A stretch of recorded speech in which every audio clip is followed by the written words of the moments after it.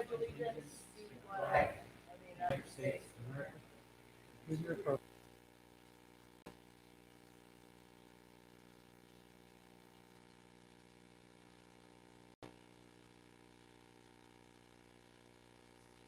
We need a motion to approve the agenda. Move. Second.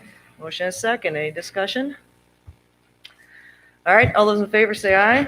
Aye. Anyone opposed? All right, that passes. All right, next we need a motion to approve the Board of Education meeting minutes for March 4th, 2021. Move. Second. Motion is second. Any discussion? All right, all those in favor say aye. Aye. Anyone opposed? All right, that passes. Next, we need a motion to approve Board of Education joint legislative meeting minutes for March 5th, 2021. Move. Second. Motion is second. Any discussion? All right, all those in favor say aye. Aye. Anyone opposed? All right, that passes. All right, next we have patron comments. So during patron comments, citizens may address the Board of Education concerning issues related to the school district. Each speaker will be limited to 3 minutes. Please note that at the board's discretion, the board or superintendent may respond immediately to an issue raised during patron comments for clarification. However, our general practice is to respond to the comment at a later time via a phone call or written message if a response is needed. We have a podium with the microphones ready so both the board and the audience may hear the patron comments clearly. This evening, we do have a number of patron comments, and we are allocating up to 1 hour of time for this portion of the meeting agenda. If anyone does not have an opportunity to speak, a member of the administrative leadership team will be following up with you personally within a reasonable amount of time. The board appreciates you have taken the time to come this evening, and we value both your input and your perspective.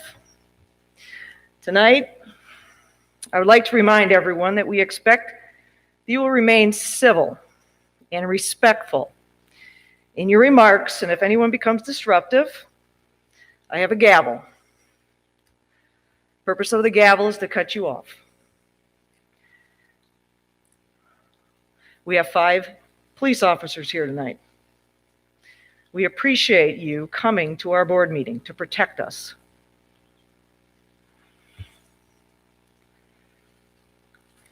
First board comment is Jessica Risenhoover.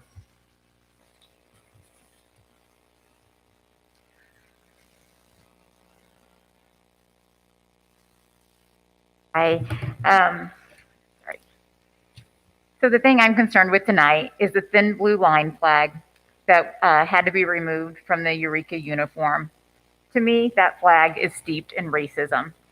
The blue line phrase started to be used in popular culture in the 1950s because of a TV show. That TV show was created by a Los Angeles police chief who said racist things like, "Black people are like monkeys in the zoo." The thin blue line flag wasn't created until 2014 and quickly became the counter to Ferguson protests and the Black Lives Matter movement. In 2017, the thin blue line flag was carried in a white supremacist rally, Unite the Right. In 2019, the city of Portland was ordered to pay $100,000 to a Black employee stemming from police officers wearing and displaying the thin blue line flag. In 2020, the thin blue line flag was carried by domestic terrorists to overthrow our government. There are images of that flag attached to a flagpole beating Capitol police officers. That flag is inappropriate to have on any school uniform. I am an Army veteran, and I served on my battalion's color guard.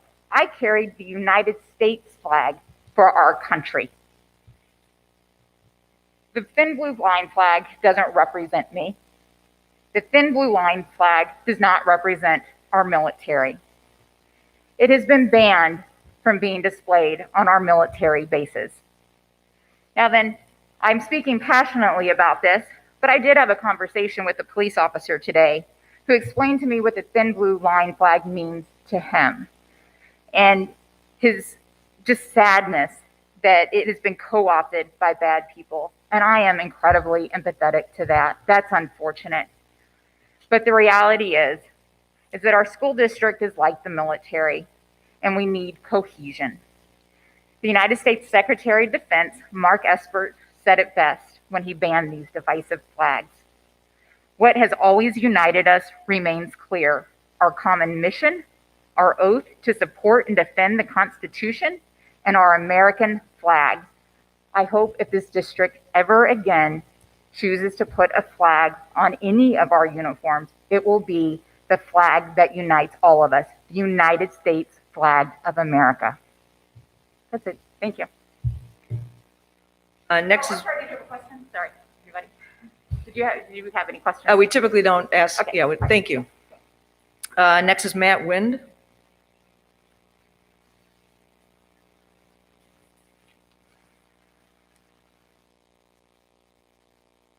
Hello, my name is Matt Wind. I attended Rockwood Schools from kindergarten through my senior year of high school.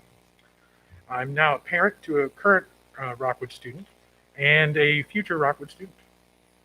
As a parent, the safety of my children is my highest priority and concern. And this last year has presented a number of challenges to all of you, all of the parents, and all the students. So when I was shown tweets from a candidate for Rockwood School Board joking about sending their children to our schools in mesh, non-functioning masks, I was obviously concerned.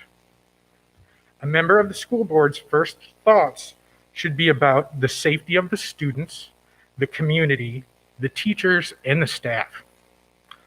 For this reason, Tamara Wagner should end her campaign for Rockwood School Board. She is unfit. In response to me publicly questioning these tweets on the candidate's Facebook page, a person very close to Tamara Wagner sent what they thought was an anonymous email to my employer. This libelous email accused me of extreme cyberbullying, stalking, erratic behavior, and then it said I was suspected of committing theft and vandalism and that a private investigator has been hired to follow me.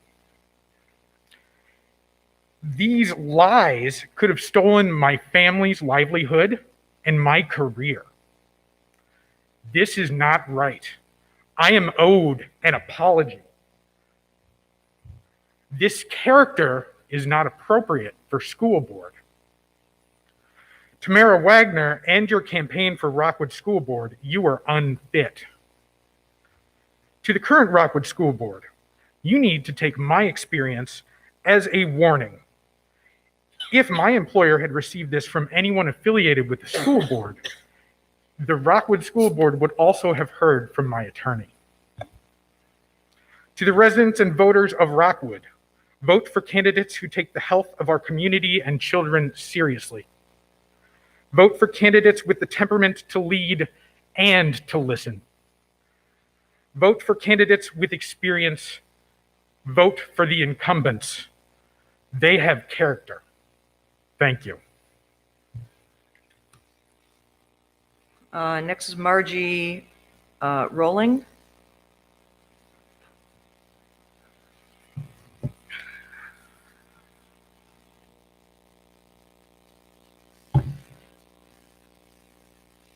Hello. When I arrived this evening, I've never been so happy in my whole life to see a whole bunch of police officers and a metal detection wand, which kind of speaks to the level that this rhetoric around these issues of the flag emblem on the baseball cap have devolved into. I'm not going to speak as eloquently as the first speaker about the history of the thin blue line flag. What I am going to say is, as Dr. Miles' email made clear, the emblem should not have been on the baseball caps. It basically just violates, arguably, too many rules. And even if you can make an argument, oh, maybe it's okay because of this exception or that, I mean, that's a matter for a law school exam. Discuss both sides, and it's not something that should end up on a baseball cap where the baseball team shows up to a game with this patch, someone challenges it, the whole team is disqualified. How does that help anybody? It doesn't. And I just want to say to some of the parents, I don't think many of them are here tonight who are just saying terribly nasty things on the Facebook page, that those words have effects. They're going to scare teachers. They are scaring teachers. They're scaring administrators. They're frightening children of color. And this district is only as strong as its teachers and its students And if this rhetoric goes on, we're going to have teachers take early retirement. We're going to have teachers go to other districts. We're going to have board members who don't want to be on the board anymore. To what end? We have a fantastic district. I mean, look around this room. Look at all these pictures on the wall of things that other school districts would be so happy to get 10% of. 10% of the resources, the STEM labs, the nanotechnology, everything. I mean, our school district is incredible. And I just ask anyone who has sort of engaged in hateful rhetoric online to tone it down. Tone it down for the sake of your children, because they are watching, they are listening, and they are learning how to treat others. And is this really the world that we want them to grow up into? In a world where if you disagree with someone, you just say terrible things and make threats against them? I just think we, as families in this district, as a whole district, we're just better than that. And if the baseball team wants to find a way to honor the police that is acceptable, I think this community as a whole would completely support that. And if it weren't for COVID, we could have a picnic and a potluck and invite all first responders. I mean, there are better ways to honor the police. And I just do really want to thank them for being here tonight, because I would not have shown up if there weren't going to be police here. So thank you very much. Next is Rachel Pereira.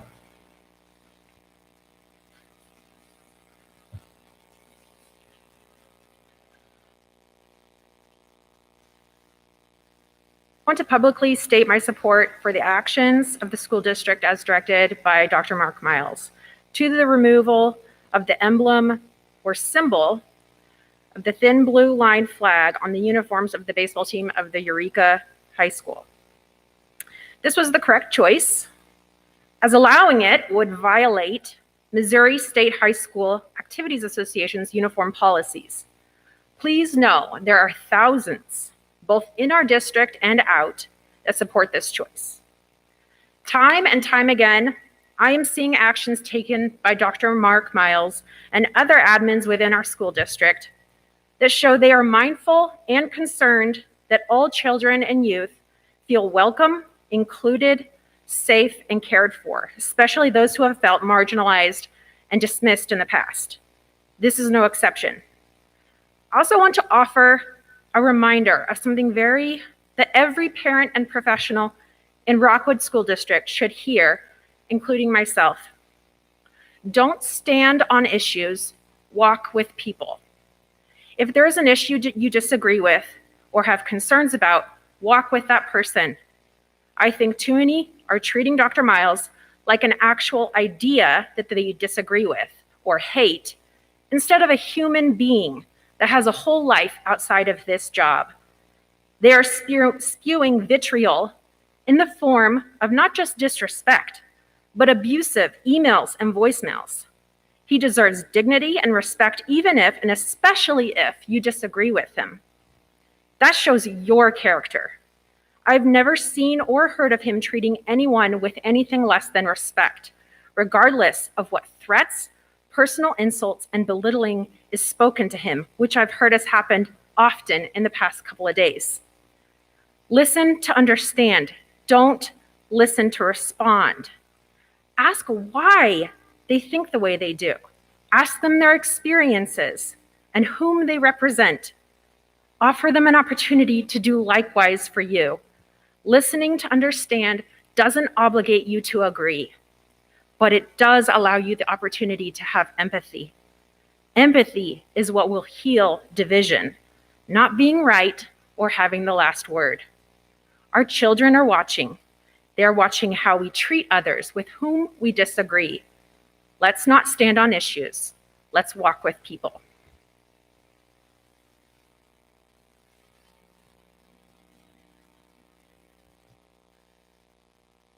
To Charleston.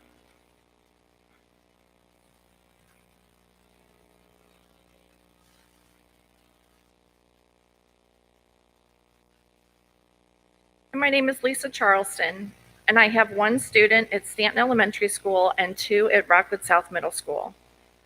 I would like to see the current Rockwood visitor management system reviewed and revised. The current procedure states that visitors are verified but does not expressly state the verification process. So essentially, we do not know who we are allowing to have access to our kids. In light of the recent accusations at Stanton Elementary School, I propose an amended procedure to include all volunteers and visitors pass a background check at the beginning of every school year. In addition, I would like to see that volunteers and visitors are required to present a valid driver's license or ID and be cleared against the United States Sex Offender Registry prior to entering a Rockwood school. Rockwood School District is a very strong leader in the St. Louis area, but will need to make these necessary updates to keep up with the community standards and expectations. Many surrounding districts have already included wording in their procedures to include background checks or validations from the Sex Offender Registry. Some of these districts include Parkway, Hazelwood, Lindbergh, Fox, Melville, and Afton. We cannot wait until a child is harmed to make these critical authentications. Now is the time to amend this procedure. Thank you. And next is Sloan Cowell.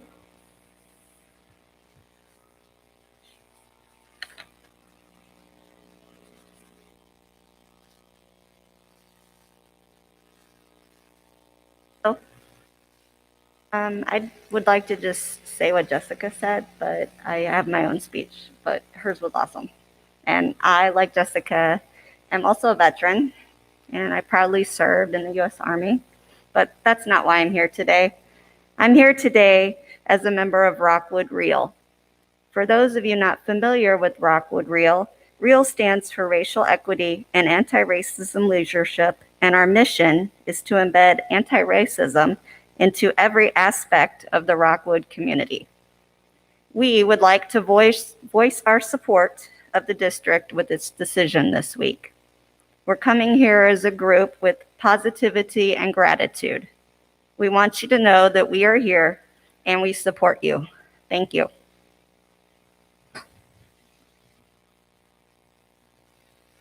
And next is Karen Brown.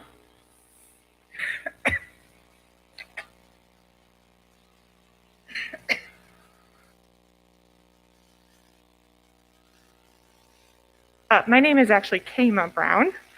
I am a parent. I have 5 children. One of them has graduated already, and I have 2 that are currently in school and 2 that are very young. I am also a foster parent. While living in Rockwood School District, I have fostered 17 children. Not all of them have had a wonderful experience in Rockwood schools.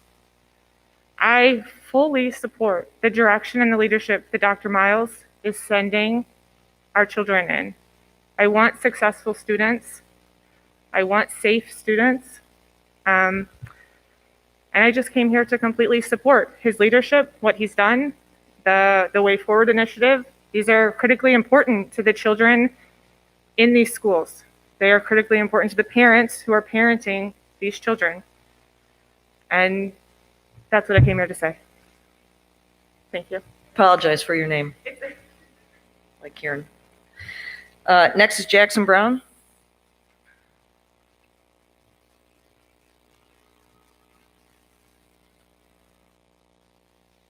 My name is Jackson Brown, and I'm here to talk about the closing of ILC. Last board meeting, there was talk of how you all have cared for students and how all of you care for your students. Yet, closing ILC will do way more harm than it will ever do any good. I am a current student at ILC, and I have been cared for more in my time at ILC than I have been cared for in my entire time at Eureka, or Blevins, or LaSalle Middle School. I have been through most efforts to help people who do not learn like others. None of them have been completely successful, if not any successful at all. Last week, there was mention that 24 students would have to be kicked out of ILC. But it is not just 24 of us that need the help. There was a waiting list before the waiting list was closed. No more students could enter ILC. All of those students need the same help that I'm getting. And if you pause ILC, close it, those students are getting just as little help as I'm going to get when I move back to Eureka. Thank you. Nick Zingarelli.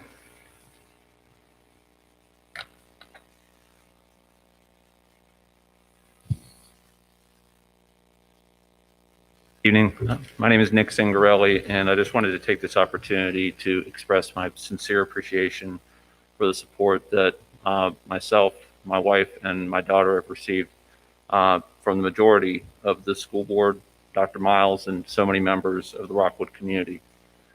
My daughter came out to us as transgender this past December.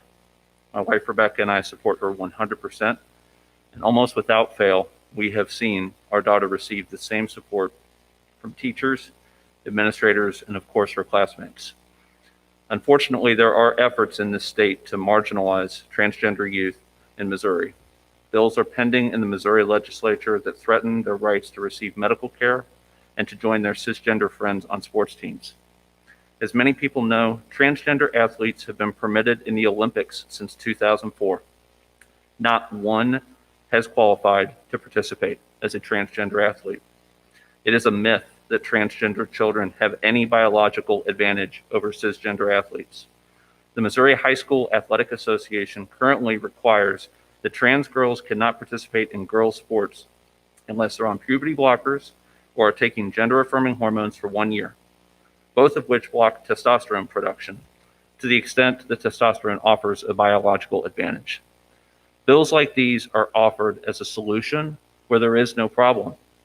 It is my hope that Rockwood will continue to be a place that embraces science, inclusivity, and giving every child in this district the opportunity to play alongside their friends.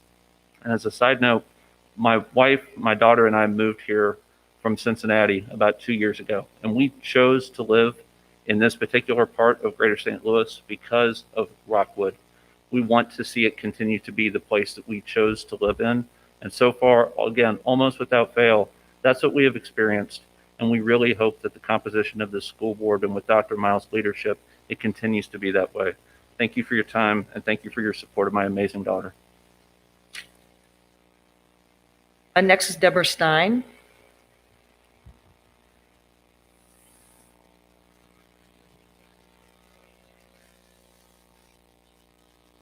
Hi, I've lived in the Rockwood School District for 16 years. I have twins that are seniors at Eureka High School, and another child who lives with us, who has lived with us since her freshman year at Eureka, who has been friends with my children since their days at Fairway. And she happens to be a young woman of color. And I'm here to express my support for any effort or decision that the district makes to ensure that all children feel not only welcome at their school, but also cherished in their school. And symbols are powerful. We communicate in symbols every day. Most of the texts that I get from my children are in symbols. They're not in words, much less sentences anymore. My son sent me a text about an hour ago it was just a taco. So I think we all know what that means. And if I text him a heart back, he'll know either I'm thinking about how I love him or maybe like how I also love tacos. But we agree on what those symbols mean. But if some segment of society started using hearts to symbolize I hate you, and if I wasn't sure how someone would react if I texted them a heart, I wouldn't text them a heart. I mean, long story short, we use symbols to define our culture and to understand our culture, and children learn those symbols as they are socialized, and it helps them absorb the values and the norms and the expectations of our society. So, as we know, many people believe that the thin blue line flag symbolizes a commitment to public service and self-sacrifice to protect others without regard to their skin color. And they will get no argument from me that first responders often commit very heroic acts of bravery, sometimes every day, and they deserve our respect and our appreciation. But unfortunately, the imagery of the thin blue line has evolved to mean something different to different people. And this is especially true when the imagery has been co-opted to invalidate cries for fairness and justice. This use of the thin blue line doesn't do good officers any favors anymore, and it stands in the way of efforts to build trust. The balance of the scales has tipped so far that some police districts have banned using the thin blue line imagery while on duty. So thankfully, we don't have to fully agree on what the symbol represents in order to know that the decision to remove it from our official sports uniforms is fair and reasonable. And by making this decision, I believe that the district upholds not only state guidelines, but serves the whole community. Thank you. Next is Rachel Wood.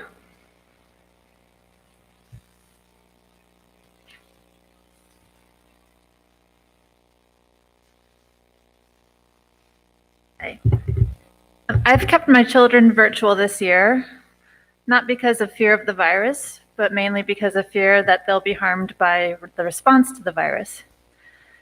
The masking and social distancing policies have created a mental health crisis among our students.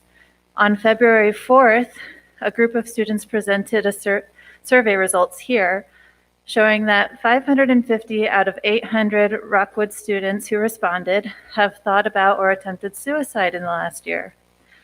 This is consistent with national trends that show significantly higher rates of child suicide attempts in areas with harsher COVID restrictions than in areas without such restrictions. Now, we have a year's worth of data that shows that masking and other restrictions have not been effective and can cause harm.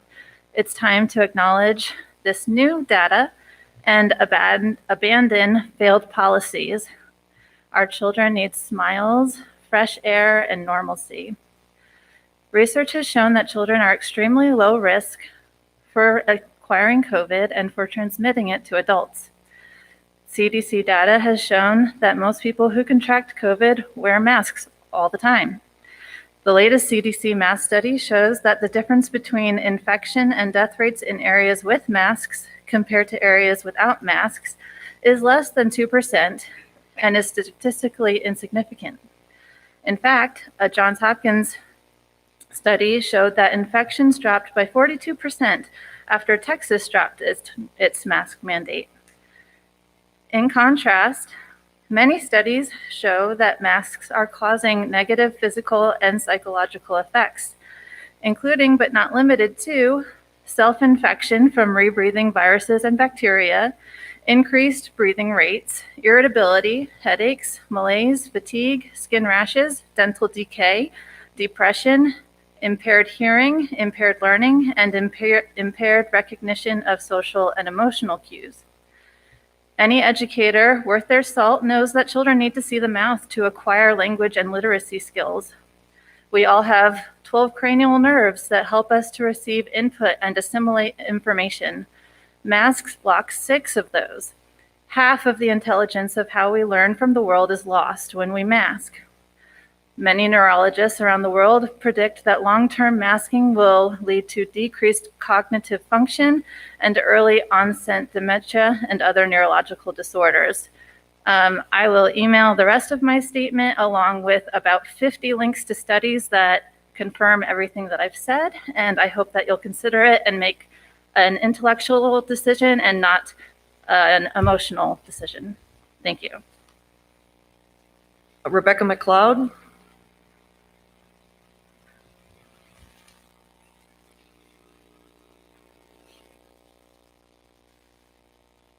What's doing today?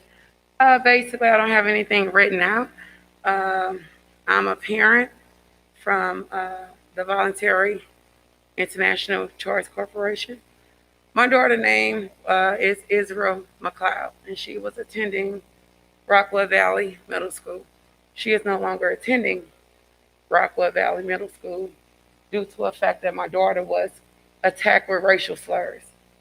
And the reason why I chose to withdraw my daughter is because nothing happened according to the policies that you guys have in your handbook. I do see you over there, Dr. Miles. We did speak with you. And the reason why I came here is just to explain to you guys the impact and the hurt that it caused when there's nothing in place for our children that's affected by racial slurs. I did bring the handbook. You guys should already know what it says. And I was just very cautious about, why the fact for your discipline that it says, up to 10 days out of school suspension when a child makes a racial slur or hateful speech. And I know that you guys protect the child and can't go into details as of what the disciplinary action was. But this young man that called my daughter a nigger did not get out of school suspension. He was chosen to be in school suspension. For whatever reasons, Dr. Hendricks chose to do that. But the fact about it is nothing was in place for my daughter. This incident happened on February the 23rd. And I did not hear back from anybody. Dr. Miles reached back out to me on that Friday after I got my state representative involved, which I should not have to go through those channels just to find out what was the next steps. Then from there, after I withdrew my daughter, which she started her new school on March the 3rd, that's when Dr. Miles called me again. When we talked that Friday, he told me he was going to look into it. He told me he was going to check with Dr. Hendricks, make sure, everything, what he can do for the disciplinary action was going to be done. But I didn't get a call back until I actually withdrew my daughter that Wednesday. And I feel like the only reason I got a call back was because I withdrew my daughter. There was no plans, no policies in place. And I just want to know why. What do you do for the child that's suffering? You guys talking about, I know I got 15 seconds. I know you guys talking about suicide, but what about my daughter? She's emotionally scarred. She got emotional triggers. And because I withdrew her, Israel McLeod no longer exists to Rockwood School District.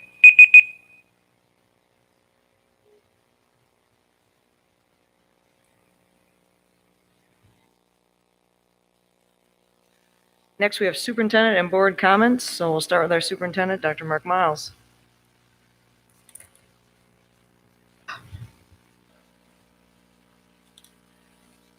Mrs. Mondel, a few comments this evening. Laura Lee, is there another patron comment? I thought she was with. She has a comment too. She's out in the hall. That last one, number 13. So can I bring her in? Sure. Okay. My understanding was that they were together and one of them was going to speak. Yeah. Because the other one's not a patron of the Rockwood School District. Is that correct? I don't know. All right. Kimberly Ann Collins.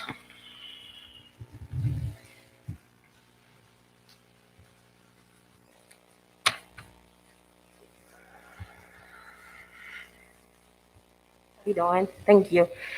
So my name is State Representative Kimberly Ann Collins, and I represent the 77 District for the City of St. Louis. Miss Rebecca McLeod is one of my residents in the City of St. Louis. I do not represent Rockwood, of course. I represent the St. Louis Public School District. Miss Rebecca chose to bring her child out here to go to school, to get an equitable education. That is her right to do so. The only thing that I have a problem is, of course, I have a problem with her child being called a racial slur, but I reached out to superintendent, I reached out to school board members, and I haven't heard back from one school board member. I heard back from candidates, so I was shocked that I heard back from candidates, but I want to know, what is your policy in place? Because in the handbook, it says up to 10 days. And for a child to call another child a racial slur and to only get in-school suspension is a slap in the face. And so me representing the McLeod family in the 77 District, this is something that I have to deal with as their state representative, because there is a child now that is dealing with emotional distress, that is dealing with just stress all over. And this child doesn't know what to do now. And so now she has to go to the comfort from her mother, also coming to the comfort from me saying, did I do something wrong? And we don't want to make any child feel like they did something wrong when they actually didn't do anything wrong. So I want to know, what is it that you all have in place? What do you plan to do in the future to make sure that other children don't have to go through this situation? Thank you. And I also do support Miss Rebecca McLeod. I put that on record. I'm here to support her. Thank you. Miles? Thank you, Mrs. Mondel. Earlier tonight, the Board of Education approved 3 new hires on our district administrative team. Corey Luchek will be the principal at Eureka Elementary School. Hector Ramirez will be the principal at Blevins Elementary School. And Nicole Noss will join Kellison Elementary as its administrative intern, all effective on July 1. Corey will replace Lynn White, Hector will replace Dr. Sharon Jackson, and Nicole will replace Suzanne Dupree, all of whom are retiring at the end of the school year. So a little bit about each of these 3 fine leaders. Currently, Corey is the administrative intern at Eureka Elementary, where she has served since 2019. Prior to that, she was the administrative intern at Werther Elementary for 2 years. She also served as a summer academy principal for the past 3 years and spent time as an art teacher at both Chesterfield Elementary and Utah Valley Elementary since starting with the district in 2006. Corey earned a Bachelor of Fine Arts from the University of Missouri St. Louis, a Master of Teaching and Art Education from Lindenwood University, and a Master of Science in Educational Administration from Southwest Baptist University. She also earned her Educational Specialist in Administration from Southwest Baptist University, and she's working toward earning a doctorate in Educational Leadership from William Woods University. Hector is currently the Assistant Principal at Kerrs Mill Elementary, where he has worked since 2019. Prior to that, he worked as a principal in an elementary school in the Northwest School District and as an assistant principal at Stanton Elementary, where he began his teaching career. Hector earned a Bachelor of Arts in Education from William Woods University and a Master of Arts in School Administration from Lindenwood University. He also earned his Educational Specialist in Administration from William Woods University, and he is working toward earning his doctorate in Educational Leadership from there as well. Nicole is currently a 2nd grade teacher at Bowles Elementary, and she's been part of the team here in Rockwood since her teaching career began in 2013. Her first position with the district was as a classroom assistant at Selvage Middle School, where she was a Shooting Star Award recipient. She was named Bowles Teacher of the Year in 2019, and she participated in the Ignite Rockwood Administration Program for developing leaders within the district. Nicole earned a Bachelor of Arts in Middle School Mathematics from Webster University and a Master of Arts in School Administration from Lindenwood University. We're certainly looking forward to learning much from each of you, from your leadership in each of your new roles. Each of these leaders is with us tonight. If you would please stand to be recognized.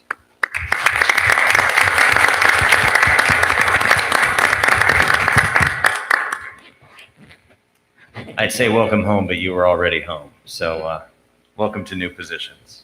Congratulations. The Rockwood Task Force 2021-2022 met for the 2nd time virtually on March 10th to share updates related to developing a plan for the next school year. Subcommittees studying areas such as curriculum, student educational experience, social emotional interventions, and health and safety protocols shared summaries of their work to this point. The curriculum team shared their approach to ensuring challenging content for all of our students next year in both an in-person and online format, so families can choose which method best suits them. Our high school counselors are already working with students to determine their courses and learning format for next year. And this week, we're asking parents of students who will be in grades K through 8 next year to choose between in-person and online learning. That way, we can determine how many dedicated online teachers we may need in the coming school year. The task force will meet again virtually in April and May, and we will keep our community update on its progress through our district website, rsdmo.org. We will also be hearing a task force update later tonight. On Monday, the St. Louis County Department of Public Health released an updated isolation and quarantine order that Rockwood is now following. The length of quarantine for those who have been exposed to a person with COVID-19 has been reduced from 14 days to 10 days from the last exposure to the positive person, as long as the close contact remains symptom-free. Similarly, Those who test positive for COVID-19 will need to isolate themselves for 10 days from the onset of symptoms. If patients have no fever for at least 24 hours and symptoms are improving, they can end isolation after 10 days. The health and safety of our students, staff, and families remain at the forefront of all that we do, and we continue to work closely with state and local health officials to ensure we are following the latest guidance as it relates to the pandemic. A fundraiser started on Facebook and the generous support of Rockwood community members led to the donation of 80 dolls that model diversity and inclusion for all 39 of the early childhood classrooms in the district. Paige Carlson, a Rockwood content facilitator, started the fundraiser and used its proceeds to purchase dolls that resemble children with Down syndrome, eye patches, hearing aids, and gastrostomy tubes. These dolls will be used to teach our youngest learners about the diverse world in which we live, complete with stories for their teachers to share that feature actual Rockwood students. As a district, we continually are seeking ways in which we can ensure all of our students feel seen and represented. Efforts such as this are vitally important in creating these opportunities for our youngest students. And finally, tonight, in Rockwood, we have always strived to foster a culture of respect and belonging for all students. Those efforts were renewed with The Way Forward, the district's 5-year strategic plan. For the past year, even in the midst of a pandemic, we have emphasized diversity and equity training for our staff. One of these trainings with our administrative team last month included watching this video featuring Rockwood students sharing what inclusiveness and belonging mean to them. Let's watch. It's like belonging somewhere and liking that place and want to stay there.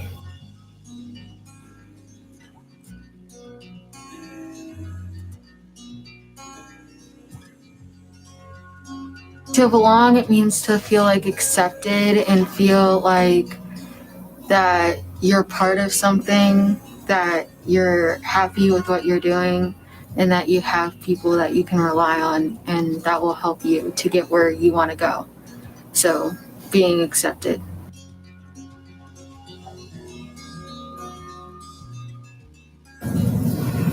Not everyone's the same. What makes one person feel accepted might make another feel intimidated, and that just take the time at the beginning of each school year to just kind of get to know everybody.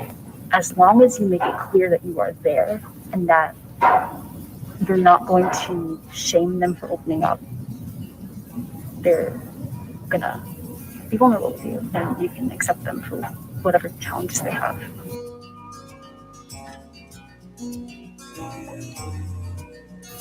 It's a hard question. The teachers, they don't only call on one certain person, they call on a lot of people. Our STEM teacher, Mr. Henson, me and him both really enjoy country music. So, like, as soon as he kind of found out that I like to play country music and sing and all that on my guitar and stuff, it immediately kind of clicked. And I felt like very included in his class, always welcome. If I need to ask him a question or something, I'm not afraid to walk up there and ask. Time I felt belonged by, like, the teacher kept on calling me because I usually never get called on, and I felt really happy because everyone else kept on calling, but I never got called.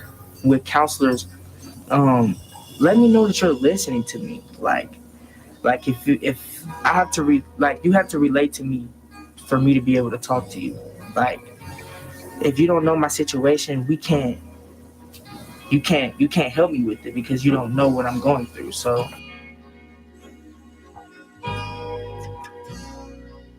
Yes, if there's anything else I'd want you to know, is just that we as kids and as students are also going to accept you. Like, I know some teachers who put on a brave face. I'm thinking of one teacher right now who puts on a brave face, even though I know we all know that there are things that are going on. And she tries to make us all smile anyway, and we appreciate that, but we will accept her even when she's not doing very well. And we'll support her just the same way she supports us. And we want all teachers to know that.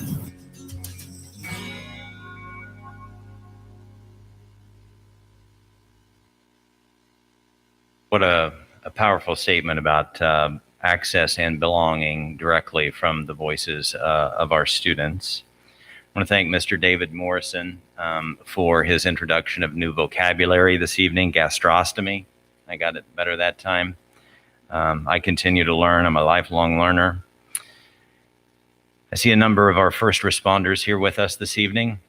I want to personally thank you for the work that you do each and every day. And as we approach spring break, I hope everyone has a chance to relax and rejuvenate. So happy spring break will be my final words here tonight. That's all I have this evening. All right, any board comments?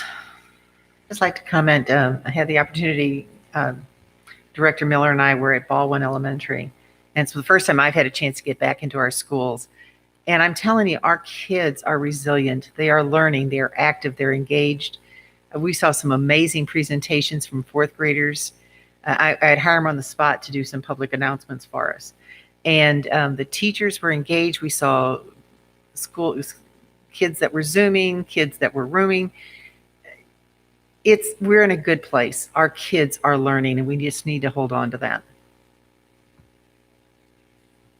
I had prepared a big speech. As many of us are up sleepless nights, we have all these thoughts. My wife said, why don't you start writing this stuff down? Because I can't remember all my thoughts in the morning. So I started writing it down. And then as I look over it, I'm like, well, I think our patrons covered most of it tonight. It was very uplifting to hear some of their words. I'm very saddened by the things that I see on social media with our patrons. There's so many people arguing and fighting and name calling and what, our kids are watching this.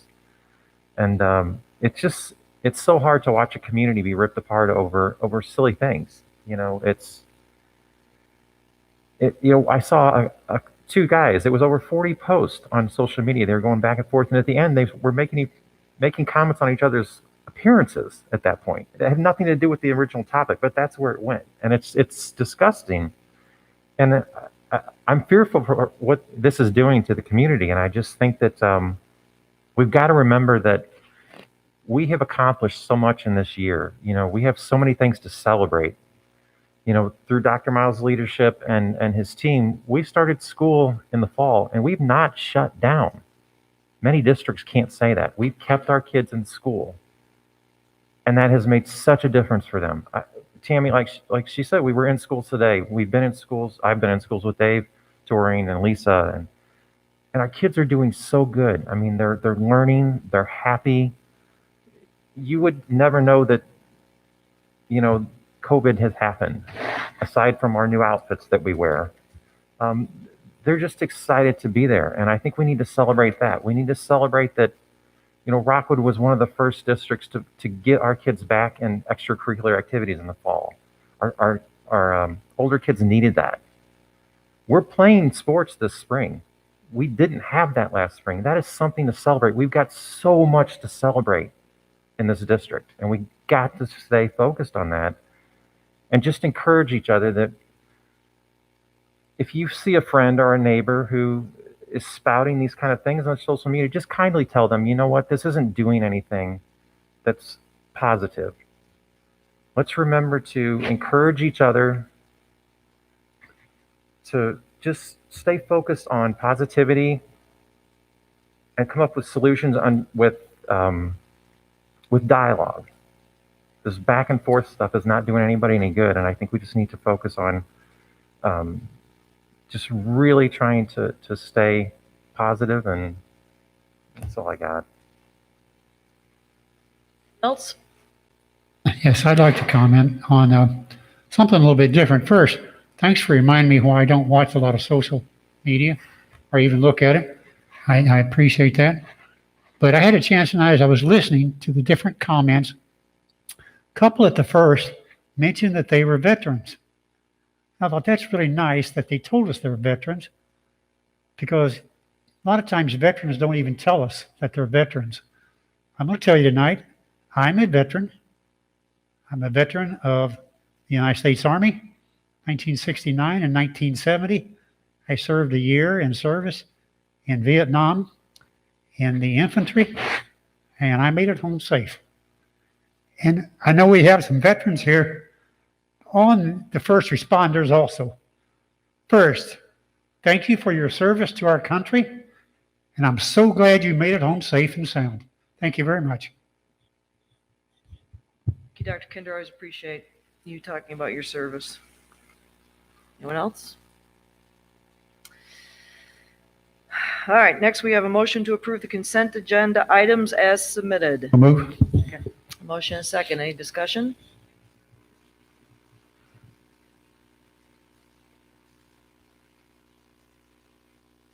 Okay. That motion was to approve the consent agenda items as submitted. All those in favor say aye. Aye. Anyone opposed? All right, that passes. I do have, too late?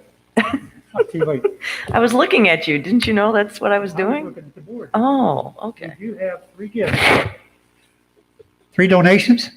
First is Friends of Linda Spicer, $1,760.46. Indoor book return to be purchased in memory of Linda. It's a gift to go towards purchasing Atlantis Mobile Indoor Book Return in her memory. And she was a teacher and volunteer at Crestview for over 50 years. The vendor will be the library store. The second one is one that comes up quite often.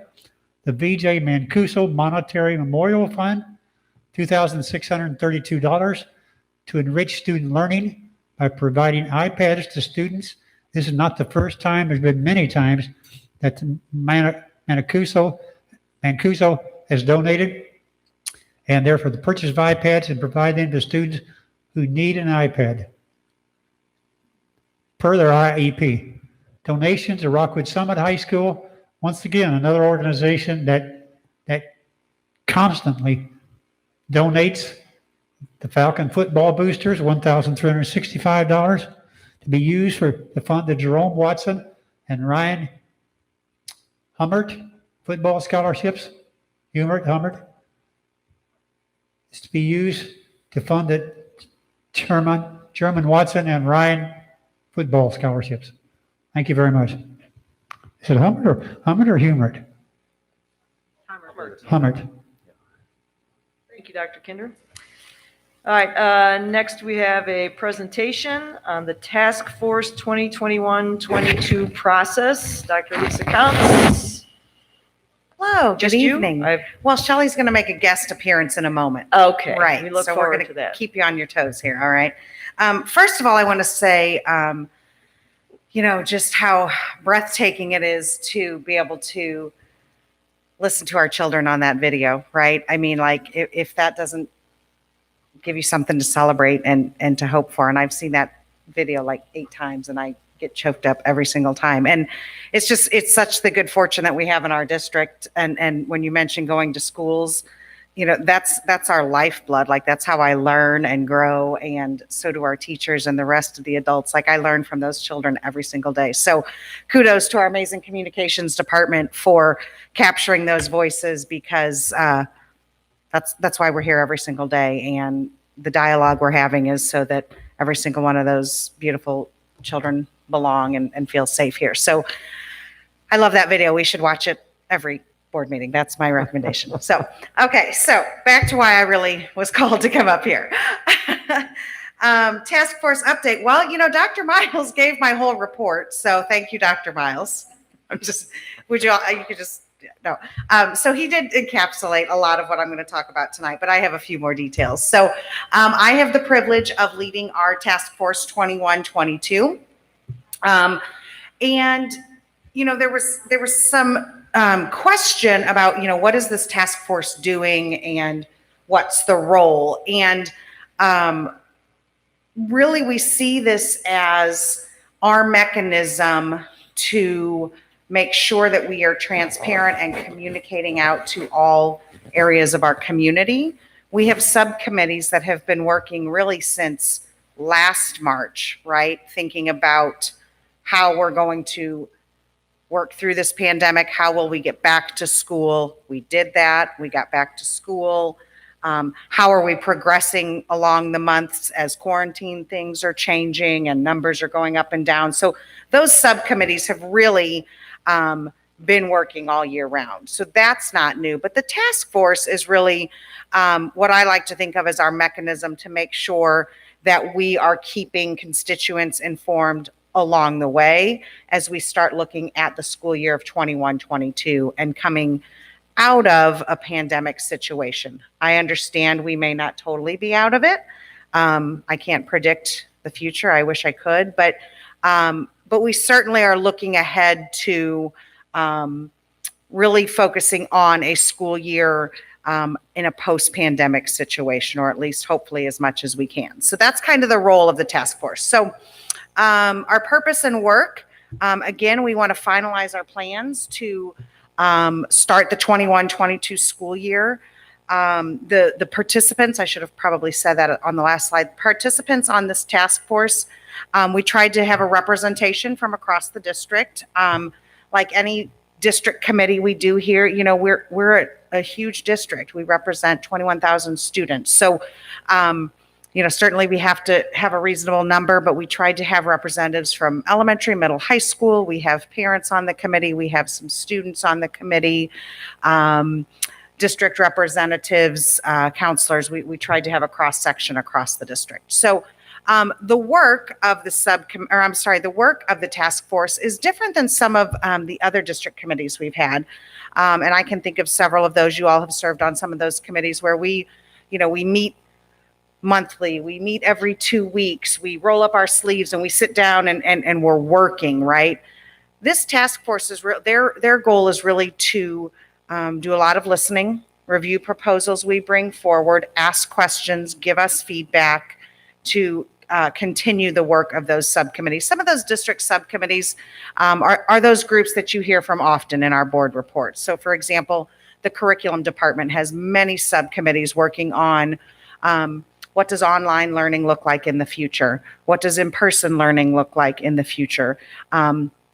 How are we moving forward with assessment for equity and inclusion? And I won't steal Shelley's thunder because she's got a lot of great things to share with us. But so those are just some examples of the task forces that are the subcommittees that are part of this task force. For example, we have elementary, middle, and high school scheduling and programming subcommittees. So those are kind of continually working throughout the school year to look at how we approach the 21-22 school year, specifically getting as many students back in school as possible, because we do believe we are an in-person school institution, and we have the good fortune of having resources to provide high-quality online options for students, but we truly believe that the real beauty and magic and the heart of our work happens in our classrooms, and so that's what we're trying to plan for 21-22. So that's the purpose and work of our committee. There are the meeting dates. We've already had 2 meetings, which Dr. Miles kind of encapsulated those 2 meetings in his update.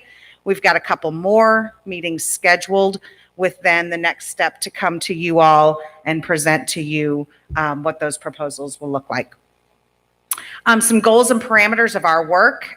We just want to make sure that we're really assessing that in-person and online education. We know that both of those will be important as we move into the future. As you guys know, online learning and blended learning is part of our strategic plan, so that's not a new concept for us. The pandemic kind of pushed us in a direction, and we needed to respond, and we did respond, but now we're moving back to really looking at those action steps of the way forward, and really looking at how we approach online learning and what that looks like in the Rockwood School District, not just from a pandemic standpoint, but from a best instructional practice standpoint. We're going to review our coursework, which is, again, Shelley's department's doing a great job with that, because not every delivery model works best with every content. And so we certainly have to review that. A huge priority, a huge goal for us is to support teachers in working in primarily one instructional model. We know right now that our teachers are doing exceptional, outstanding, often exhausting work in the concurrent model, teaching both online and in-person learners. So we really want to do everything in our power to try and get back to a one instructional model for a teacher. We're going to continue to review our learning methods, which there's those subcommittees are doing that work. And of course, we want to continue to be fiscally responsible in everything that we consider for next year. The subcommittee work, I already talked a little bit about that. We really sat down and we said, what are the things that we really have to pay close attention to for the start of 21-22 school year and moving into that school year? So I see this as a chunk of time work that we need to do right now and into the start of next school year. And when I wrap up here, I'll get back to the way forward. And really that is our overarching guiding work. This is immediate needs, right? We're always going to consider what's best for students socially, emotionally, academically. We're always going to consider what's the best learning for students. What is that instructional model? How do students learn best? How do teachers teach best? What do they need? And what can we sustain? All those have to go together, right? We have to consider our budget, of course. We want to be fiscally responsible to our taxpayers. And of course, safety. Safety's always been at the forefront of our work, and now it's just gotten a new meaning throughout the pandemic. So that's part of our work that's a little bit different this time. Safety has some different components to that. And so we will continue to review what are our social distancing policies, what are practices, what are our requirements with masking, what does quarantine look like? So we'll consider all of those things moving forward. And then this is where Shelley makes her guest appearance, and she's going to talk with us about the exciting stuff in the curriculum department. Good evening. So we want to be really careful not to bring our children back in the fall and say, let's review all the things we think you may have missed. That's not a very engaging learning environment. And we really want to embrace the idea of learning acceleration, which is moving on with the grade level content as it is intended and filling in gaps where they arise, if they arise. I'm happy to let you know that we did get our benchmarking tool in December, the STAR assessment, and our students are learning and growing, and there are not huge dips in that learning and growing. So we were really pleased to see that K-8. As with any year, there will be times that we have to address or readdress standards with students or skills with them, and we'll do that. So the curriculum team has been working in the last couple months on really looking at the interventions that we have, the supports that we have in place. We're beefing that up. We're having conversations with our literacy and math coaches. We're talking with our SSD staff about what they have in place and what we have in place so that we can partner and make sure that if there is a need for a student to have some kind of revisit of some kind of learning from this year, that there are supports for our teachers and that we are able to do that while moving those students along in the grade level content. This also embraces the idea that if you just work on the things that kids have missed and don't move them along in the grade level content, they get further and further behind and less engaged in the learning because they're just repeating the same things over and over. So we're really embracing this. The other thing that we're doing to support our families is to offer an enrichment program in July that will be offered for K-8 students. It will be a project-based learning type experience where they will be practicing skills that they learned this year out and about in the community and things that families can be engaged in together, just so they can review and experience those things. So you'll be hearing more about that in the coming months. This year, we also made sure that we whittled the curriculum down to the essential course outcomes, really focused on those, and we'll continue to do that next year as we're working through the curriculum. Next year, we do have an online option for our families. It will look a little bit different. We've communicated that. We are asking families to plan their enrollment as if it were a typical school year, not dealing with the pandemic. If there would be a change in the pandemic, we would revisit that as a district on what offerings we need to make. Grades 6 through 12 will do a much more traditional look at online learning, which will include pre-recorded lessons. Some people refer to this as asynchronous. I want to say that that does not mean that they won't have a Rockwood teacher working with them consistently. It's just more of a flipped classroom concept where the students watch the videos ahead of time and they have access to that teacher whenever they need them. The teacher will be leading small group, large group sessions and individual sessions with students. Elementary will conduct more of the work like they did this year with live Zooms because They just don't have they're not as developmentally independent as our older students are. So you'll see much more live teacher interaction in that setting. All lessons have been created and vetted by Rockwood teachers. So even if a video came from somewhere else, it was a Rockwood teacher-led writing team that created that lesson and chose that video just as they would choose materials in their classroom. And then students will be placed in class with other online students, as we are trying to avoid that mixture of online and seated students as much as possible, so that both students get the full attention of the teacher in that rich learning experience. Thanks, Shelley. I'm sure you'll be back for questions, or maybe you have a microphone over there.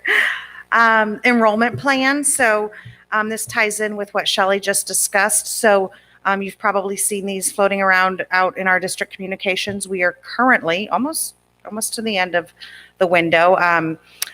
K-8 enrollment is happening now, and so what that means is we've asked families, if your child would like to be an online learner, we ask that you commit to that for the school year, because we will allocate staffing accordingly. And then, of course, if your child is going to be an in-person learner, we want to know that too, because we will allocate staffing according to that. So high school enrollment has been going on for about a month now, 3 weeks now, a month, something like that. So the student, that's a more of an advisement process, and so that's been happening the last few weeks.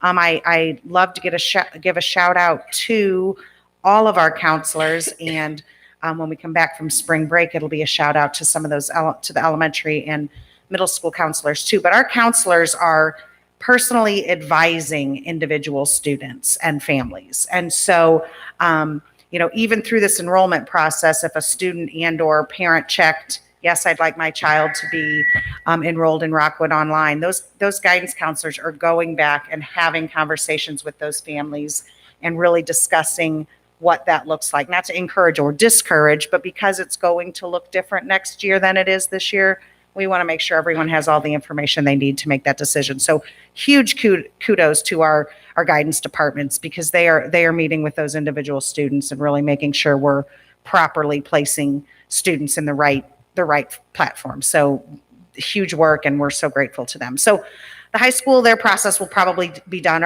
sometime shortly after spring break. There will be a limited course catalog for Rockwood Online, 6 through 12.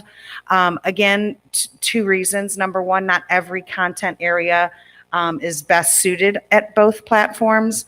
And number two, we really want to be cognizant of the fiscal responsibility of the staffing that it takes to run two platforms. So certainly getting Rockwood Online fully functioning this first year, we're going to start with a more limited catalog, see what the interest level is, see what our success rate is, see what our growth opportunities are. And then, of course, that could potentially and most likely expand in the future. So then what we're going to do, we're going to review that enrollment data. We're going to look at numbers. And so how many sections do we need in various courses? And then we'll start planning what that looks like from a master schedule situation. And I say master schedule, I certainly, of course, want to recognize elementary in that. I don't think they call it a master schedule. My elementary friends left. I don't think they call it a master schedule. Okay, in the elementary, but same thing. We would look at numbers there and determine what those sections would look like. Do we need 2 online sections of second grade, or do we need 1 online section of first grade? So we would just look at those numbers and try to help define those staffing needs. Next step, I just talked about that. Future curriculum considerations, that's where Shelley and her department would come in to continue to support that online platform. And then, of course, the continued really exciting work that Shelley and her team are leading around assessment, around equity in curriculum and assessment, just some really exciting things for the upcoming school year. Then the next steps also include the financial implications. What does that look like as we go into staffing? And of course, we would engage then with our human resources department. And then finally, after we present a proposal to you all of what all these specifics will look like, we will have a communication and feedback process for our entire community. So while that task force only, encompasses 25, 30 people, we would create a communication process so that we could hear from all constituents. They could take a look at the proposal and give us their feedback. I just wanted to highlight this because, again, I was talking very specifically about getting ready to come back to school for 21-22. But all of our goals are already set for us, right? Our goals, our action steps, and our strategies are already very clearly defined. And this really is our roadmap. And so while we are highly focused right now on that return to school, to focus on a post-pandemic approach, this is the heart of our work. This is our roadmap. And these are the things that will continue to let focus our work as we go forward. So I just wanted to, while we have a limited focus right now with the task force, or maybe a tight focus, I'll say, these committees and subgroups are going to continue the work over the course of the next 3 years for our strategic plan. So, all of these subcommittees are gearing back up because we kind of had to pause for a bit, and all of our strategic planning went around pandemic response. And so all of these subcommittees are gearing back up and getting focused on those action steps. And those will just be more opportunities to engage our community in some of that subcommittee work. So I just think that's really important that we have not lost focus of this, and this certainly is still kind of our guiding roadmap. Keeping our community informed. I don't know, Bob, if you want to click on that just so they can see the web page is there. Our amazing communications department always does a great job of reminding us to get everything out there for people to see and find. So everything's there. If you want to see what we're doing, there's our agendas, the presentations that I use in those task force meetings, everything's there. So feel free to access that. And I think that was my last slide, and we are ready for questions. Lisa, did I read somewhere that when choosing the options for next year of online versus in class, that if they choose online, it's assumed that they're choosing it for all year?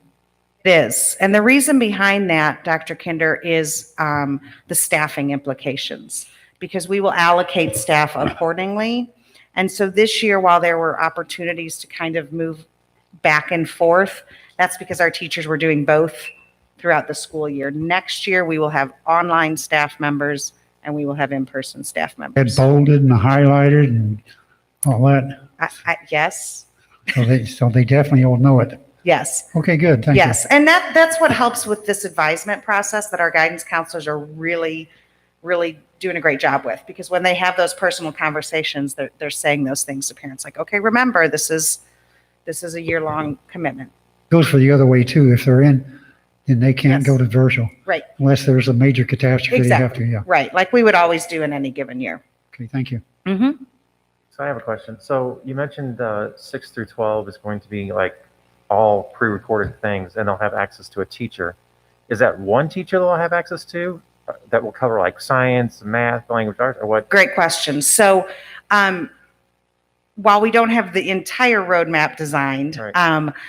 No, they will have content-specific teachers. Okay. So if I'm an online student, I would have a teacher of record for biology, algebra, language arts. Okay. So yes, they would have a teacher. And while they are not, like right now, our students that are Rockwood or that are at home, mm-hmm. Are zooming in with their teacher. The difference next year is they may not be zooming from 9:30 to 10:30 with that teacher, but they will always have access to that teacher via email.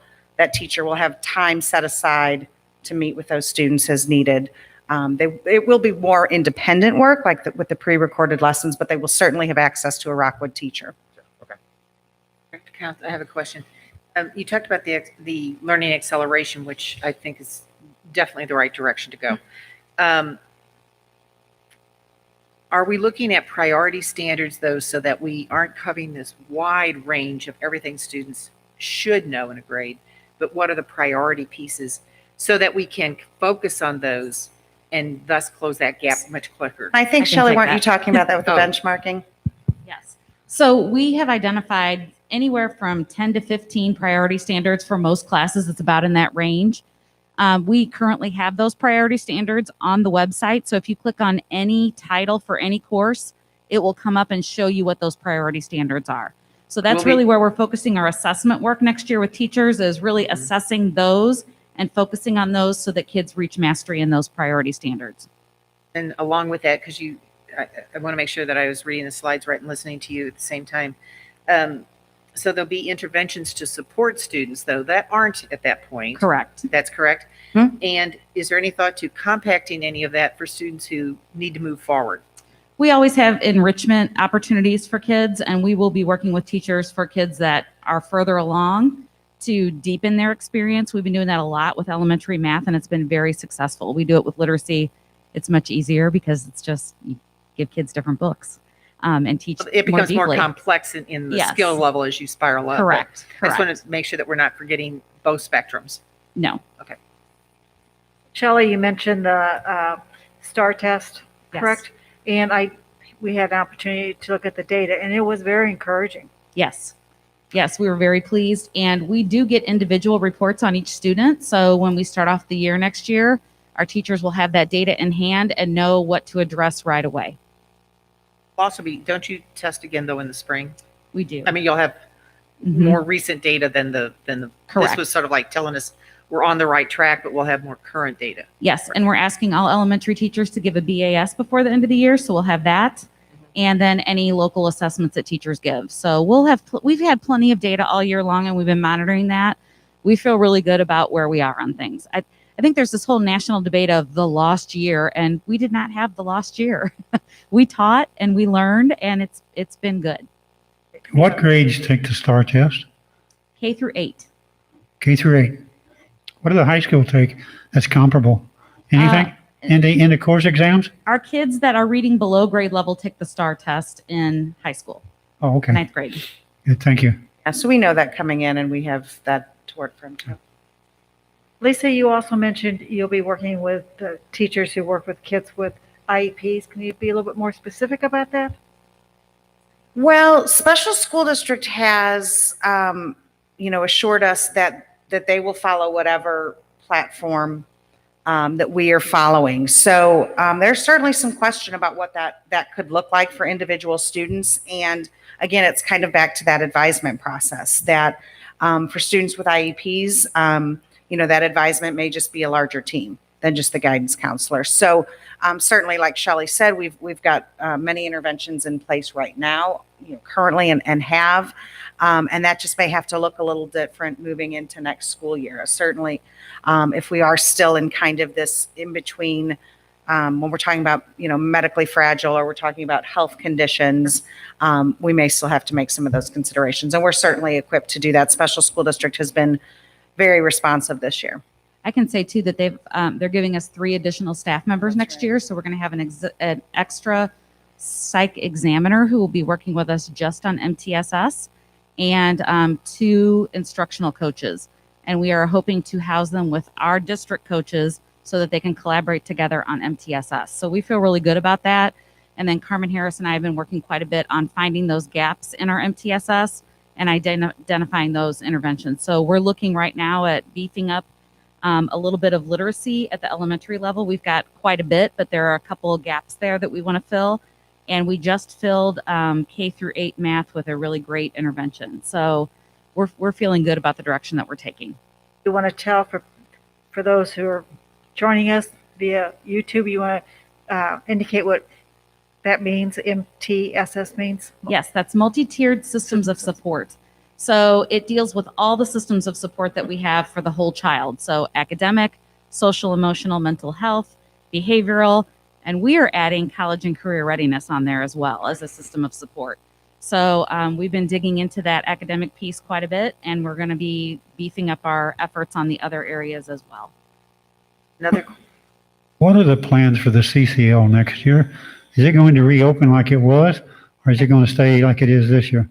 It's reopening, right? It's what? That's Shelley's department too. They're going back home to the CCL. Are you going to evaluate the success of what they did this year versus in the years past and see what you may want to do in the future? Yeah, I would imagine we'll have those conversations. Yes. Right. Good. Thank you. Other question that I have for you, we talk about back to the accelerated learning. I'm assuming that there will be professional development for our staff in terms of how to approach this differently than a normal school year in terms of their instruction. Yes. Great teachers delivering great instruction, but this is going to take a change Absolutely. and how they deliver. So we're providing PD for them. So we have April 5th is our last PD day of the year. So we're going to introduce some of that information there. And then we have a full curriculum day in September on September 8th. We'll be spending that day really digging into that. I'm actually meeting with the secondary curriculum team tomorrow afternoon, and we're going to start working on I can statements so that every secondary class has an I can statement that ties to the priority standards so that children can also learn to gauge their learning and track their learning so they can take ownership. So that's really going to be a movement that we're going to start next year, and we're really excited about that. That'll go along. I really like the fact you're going to be teaching to the critical points, the things that they need, instead of trying to go in depth, because you just don't have time to do the in depth, but you can do the critical parts and keep the kids on track, I think. I agree with that. And prioritizing those and go in depth on those. That's those true. things. Right. Is this something other districts have done that you know of, or is this unique to Rockwood? The idea actually came from a group that met with DESE a year ago when they came back to school in the fall. So they had a task force over the summer that addressed the idea of acceleration for learning. They've been touting that. And so we're taking some of the things that they started with this year and adding to that. You don't know any district that's doing it quite like we're going to do yet. There are similar approaches out there. It just depends on their resources and where they're going. But we've got plenty of resources, so that's Okay, been good. great. Thanks.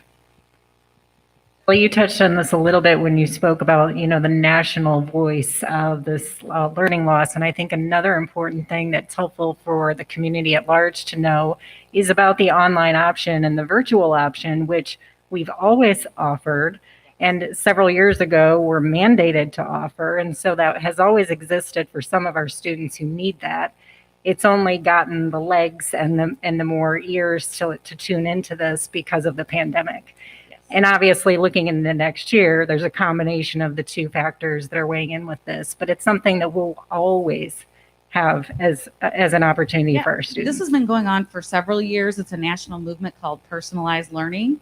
And it really is about having options for families to meet their individual needs. And we're hearing from our families that are selecting online that they do have very specific reasons why. We have students that have serious illness that really works for them. We have kids that participate in programs that take place during the school day, so it's really working for them. So it's great that we can offer those options, and it really does let families personalize the learning experience for their child. Thank you to your department for working on this so much, because it's something you were working on, making even better pre-COVID, and now you've got all of this. Accelerated of online learning. To say this is such a monumental task, and I want to commend you for your leadership, Dr. Counts, and there are staffing implications, and so Dr. Rebele is involved. There are instructional implications, and Dr. Willott's expertise is valued. There are financial implications, Mr. Northington and his involvement.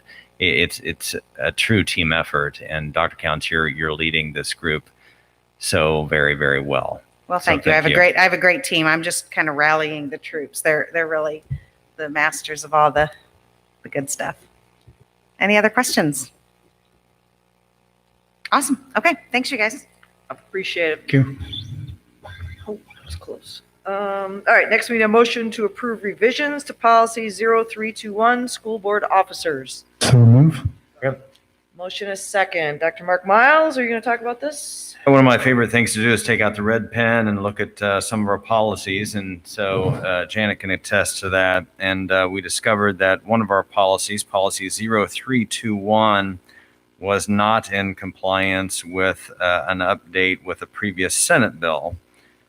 So we would request that the board forego the standard pen, first reading, second reading, adoption process, and approve these revisions tonight as the final reading. And we've also worked with legal counsel. It simply changes 7 to 14 days to administer the new oath of office for school board officers. So move. We already had that.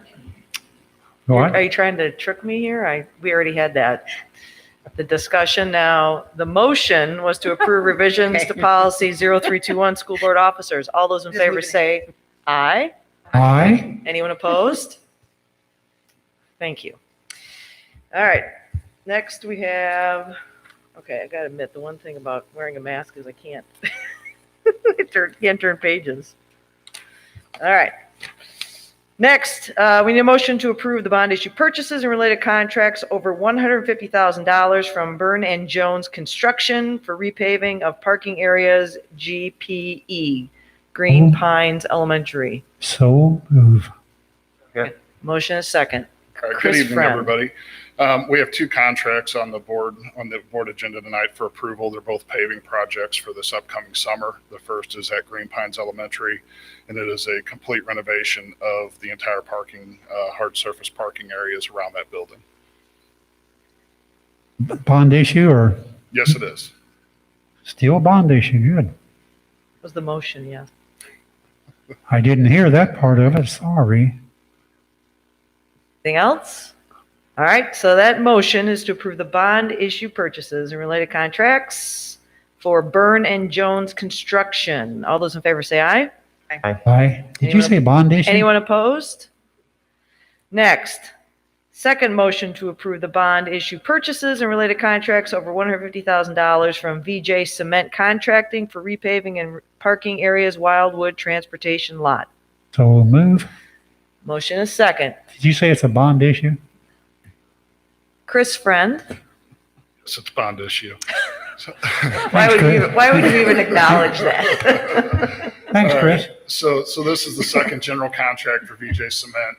This is repaving the entire parking lot at the transportation area, at the Pond Wildwood bus lot. And this is actually, obviously we focus a lot on school buildings, but this parking system is actually one of the most in need in the entire district. So this is an important project for us to get done. Except for the streets in my neighborhood. Yeah. Sorry, just had to throw that out there. Is Any, it already paved? All of it? Yes, it is. Oh, that was, okay. This is the pond lot. So yes, it's all paved. Oh, okay. anyone else besides Dr. Kinder? All right, so that motion is to approve that bond issue purchase for VJ Cement Contracting. All those in favor say aye. Aye. Anyone opposed? All right, that passes. Thank you, Chris. Why don't we let him go earlier in the meeting? I told you that. We should. I know, but why have we Poor never guy done anything sits here about the whole that? meeting. He's back there like, you talk about this Look, and no one ever does it. He needs to go first. Someone make a motion. Can we please move that up? I've asked him and he's happy to be here, so. No, he's not. Look how happy he is to leave. Yeah, look at- He just left Skidmore. I mean, look at him. If he was happy to be here, he'd still be sitting here. We all want to. All right, I'll make a motion to have his first. There you go. Okay, so let's try and move that. Are you all in agreement somehow we can do that? Yeah, I can put it. All right, whatever. Let's ask him again. All right, next. Proposed agenda for the April 8th, 2021 Board of Education meeting. All right, Janet, you need to talk us through anything here. The reorg portion is that night unless the election results are not officially in, right? And then we do have it on the calendar for April 15th. Yes, we have a tentative backup date of April This one we 15th. No, this meeting is going to happen irregardless for the business part of it because it's going to be 3 weeks between now and April 8th, which is already 1 week too long. So if anything, the reorg part will change if we need to, but we'll still have a regular board meeting that night. And You then- anticipate we'll get those results? We And it's haven't- not, it's just going to be a matter of how much difference there is between Oh, any gotcha. of the election results because the election's Understand. 2 days before that. So if it's not cleaned up and apparent who the two candidates are, then we would need to wait the extra week. Okay, anything else with that? Future agenda presentations and events to attend. I know some people are getting back into schools. That has really been fantastic. I'm going to admit today I picked up someone from Utah Valley Elementary. I haven't been through a drive-through pickup in a long time. It is like clockwork. Clockwork. I'm amazed how our schools figure it are out, yeah. doing that, right? Yeah. And the principal apparently didn't remember me because she was like motioning me to come forward. And I'm like, I don't even know if I'm in the right lane or whatever. Thank you for Joe. I got to pick up Josie Bass, so that made my day. Okay. Forgot to pick her up? No, I did pick her up, but wait, she's home. All right. Anything else about future agenda presentations since I rambled? Yes. Nothing right now because the spring break is next week Yes. for anybody who doesn't know that. And then after that, there'll probably be some things after. Okay. All right. Cool. But I'm glad everybody's getting back to schools. That was my point of that. All right. I am not adjourning. Tomorrow at the high school, the freshmen, sophomore, and seniors do virtual, and the juniors do the ACT. Is that right? No, it's just Tuesday. Tuesday. So Okay. all you kids who now just think Dr. Kinder gave you a day off, No, I was going to, but I can't now. No. ignore Dr. Kinder. And you say it went well? All right. Good. So we're going to go back and closed. So that's it for open. Thank you very much.